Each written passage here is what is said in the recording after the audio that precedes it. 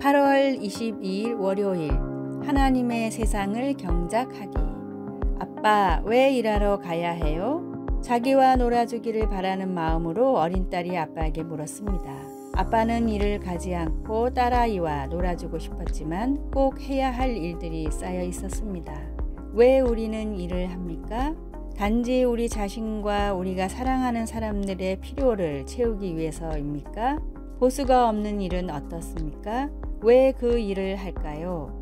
창세기 2장은 하나님이 첫 번째 사람을 동산에 두어 그것을 경작하며 지키게 하셨다고 말합니다. 농부가 땅과 가축을 너무 좋아해서 농사일을 한다고 말한다면 그런 경우는 참 좋습니다.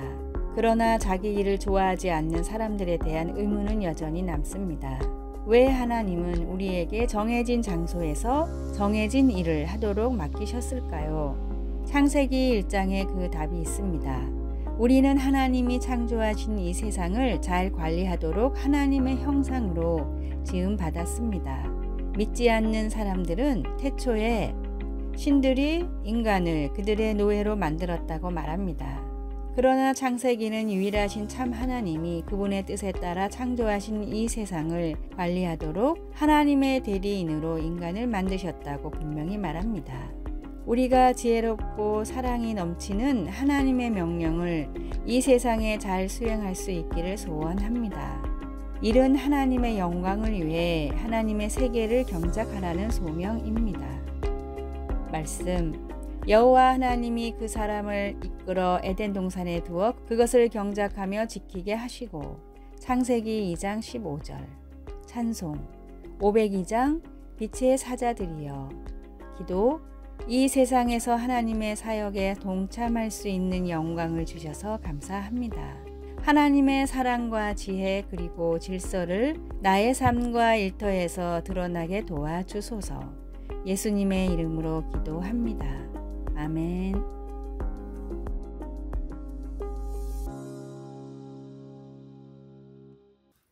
(8월 23일) 화요일.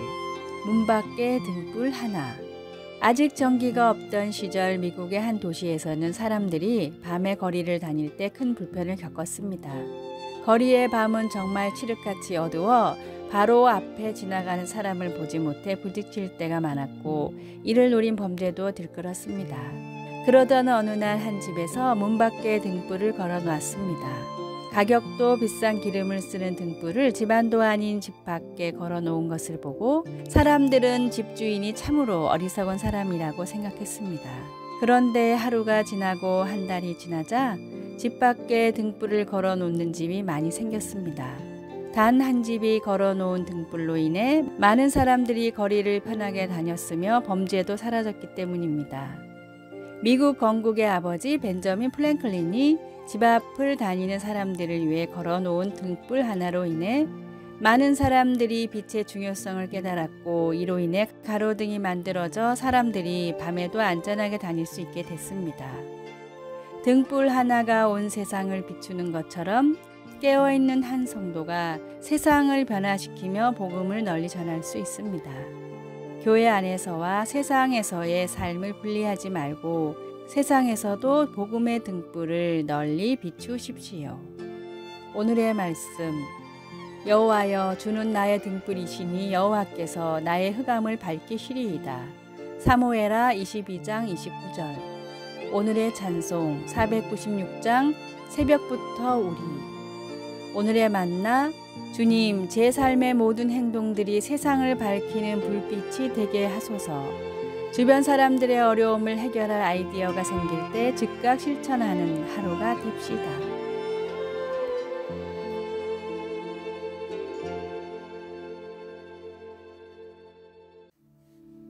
(8월 24일) 수요일. 처벌의 선택. 톰은 밥의 회사에 조언해주는 법률회사에서 근무했습니다. 둘은 친구가 되어 사이좋게 지내다가 톰이 밥의 회사에서 수천 달러를 횡령하는 일이 발생하였습니다. 밥은 이 사실을 알고는 실망하고 화가 났지만 그리스도를 믿는 그의 부사장으로부터 지혜로운 조언을 받았습니다. 부사장은 톰이 매우 수치스러워하고 회개하는 것을 보고 밥에게 고소를 취하하고 톰을 고용하라고 조언했습니다. 그에게 적당한 보수를 지불하여 배상을 할 수 있게 하십시오. 가장 감사하고 충직한 직원이 될 것입니다. 밥은 그 조언을 따랐고 톰도 그렇게 변했습니다. 사울 왕의 손자 무비보셋은 아무 잘못도 하지 않았지만 다윗이 왕이 되었을 때 힘든 상황에 처하게 되었습니다. 대부분의 왕들은 이전 왕실의 혈통을 다 죽였기 때문입니다. 하지만 다윗은 사울 왕의 아들 요나단을 사랑했기에 살아남은 그의 아들을 자기 아들처럼 대했습니다. 그가 은혜를 베품으로 다윗은 평생의 친구를 얻게 되었습니다. 무비보셋은 내 주 왕 앞에서는 다만 죽을 사람이 되지 아니하였나이까. 그러나 종을 왕의 상에서 음식 먹는 자 가운데에 두셨사오니 하며 경탄했습니다. 다윗의 아들 압살롬이 예루살렘에서 다윗을 뒤쫓을 때조차도 그는 다윗에게 충성을 다했습니다. 충실한 평생의 친구를 원하십니까? 매우 특별한 누군가를 친구로 하려면 어떤 특별한 일을 해야 할지도 모릅니다. 상식적으로 보아 처벌해야 할 때 은혜를 선택하십시오. 책임을 지게 하되 다시 바로잡을 수 있도록 받을 자격은 없더라도 그에게 한 번 더 기회를 주십시오. 그러면 더할 나위 없이 고마워하고 헌신적인 친구를 얻게 될 것입니다. 생각의 틀에서 벗어나 은혜로 대하십시오. 말씀, 무비보셋은 왕자 중 하나처럼 왕의 상에서 먹으니라. 사무엘하 9장 11절. 찬송 294장 하나님은 외아들을. 기도, 우리는 하나님으로부터 특별한 은혜를 받았습니다. 그 은혜를 다른 사람들에게 베풀 수 있도록, 특히 회개하는 영을 가진 사람들에게 베풀 수 있도록 도와주소서. 예수님의 이름으로 기도드립니다. 아멘.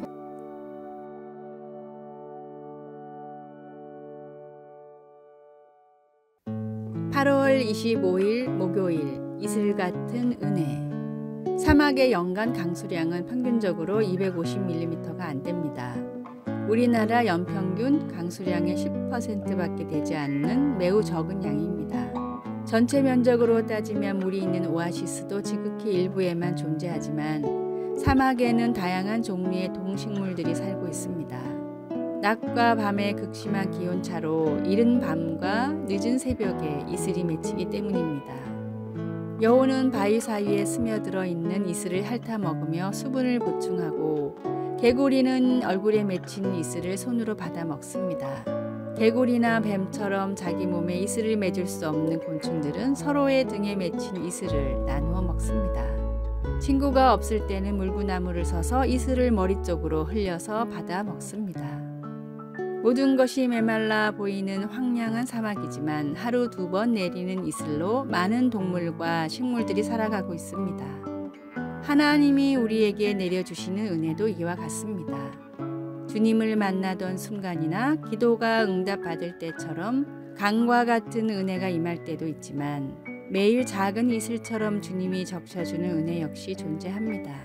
오늘 주시는 이슬 같은 은혜에 만족하며 살아갈 때 오아시스를 만나게 하시고 샘과 같이 강과 같이 풍성한 은혜의 물줄기를 내어주시는 주님이심을 믿으십시오.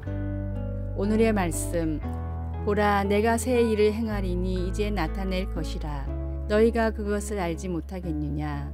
정령이 내가 광야의 길과 사막에 강을 내리니. 이사야 43장 19절. 오늘의 찬송 301장 지금까지 지내온 것. 오늘의 만나, 주님 때에 따라 내려주시고 부어주시는 은혜에 감사하게 하소서.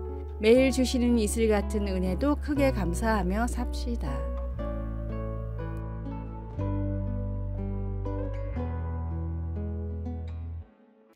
(8월 26일) 금요일, 약자를 보살피기. 테레사 수녀가 노벨 평화상을 수상했을 때 우리는 크게 놀랍지 않았을 겁니다. 당연한 결과였기 때문이지요.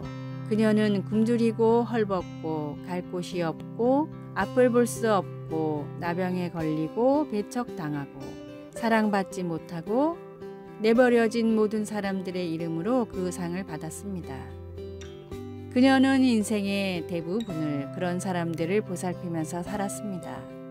예수님은 어떤 처지에서도 사회적 약자를 보살피고 사랑하는 본을 보여주셨습니다. 병자보다 안식일, 율법을 더 중시한 회당 지도자들과는 달리 예수님은 회당에서 병든 여인을 보시고 측은히 여기셨습니다. 주님은 신체적 장애를 넘어 속박당한 채 살고 있는 하나님의 아름다운 창조물을 보신 것입니다. 주님은 그 여인을 가까이 불러 고침받았다고 말씀하셨습니다. 그러고는 그에게 손을 얹으시자 그 여자가 즉시 허리를 펴고 하나님을 찬양하였습니다. 그날이 안식일이었기 때문에 주님이 그 여인에게 손을 댄 것으로 회당장이 붕괴했습니다.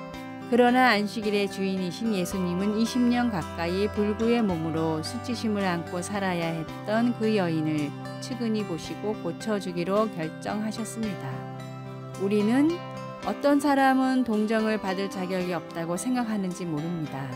혹은 우리가 다른 사람이 내세운 기준을 충족시키지 못해서 거절당한 경험이 있을 수도 있습니다.